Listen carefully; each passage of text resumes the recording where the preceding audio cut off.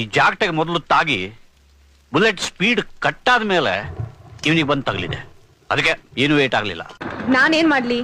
Doctor ಆಗ್ಬಿಟ್ಟು ಹೀಗೆ ಹೇಳ್ತಿರಲ್ಲ. ಅಲ್ಲ, ಅವ್ನ ಹಾರ್ಟ್ ಆಚೆ ಬರೋಕ್ಕಿಂತ ಮುಂಚೆ ಪ್ಲೀಸ್ ಒಂದು ಎಕ್ಸ್ರೇ ತೆಗ್ಸ್ಬಿಟ್ಟು ಕರ್ಕೊಂಬಂದ್ಬಿಡಿ. ಕಿಟೆ, ಇನ್ನೊಂದು ವಾರದಲ್ಲಿ ಒಂದ್ ಹುಡುಗಿ ನಿನ್ನ ಹಾರ್ಟ್ ನ ಆಚೆ ತೆಗೆದು ಕಚಕಚ ಅಂತ ಪೀಸ್ ಮಾಡಿ ತಿನ್ಬಿಡ್ತಾಳ ಕಣ. ಅಣ್ಣಂಗೆ ನಾನು ಅಂದ್ರೆ ತುಂಬಾ ಇಷ್ಟ.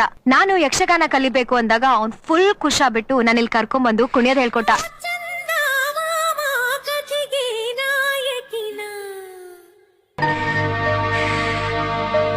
ನೀವು ಸುರಸುಂದರಿ ಅಂತ ನಾನು ನಿಮ್ಮನ್ನು ಇಷ್ಟಪಡ್ಲಿಲ್ಲ, ಒಂಟಿ ಹೆಣ್ಣು ಅಂತಾನು ಇಷ್ಟಪಡ್ಲಿಲ್ಲ, ಪಾಪ ವಿಧವೆ ಅನ್ನೋ ಕರುಣೆ ಪಡೆ ನನ್ಗಿಲ್ಲ.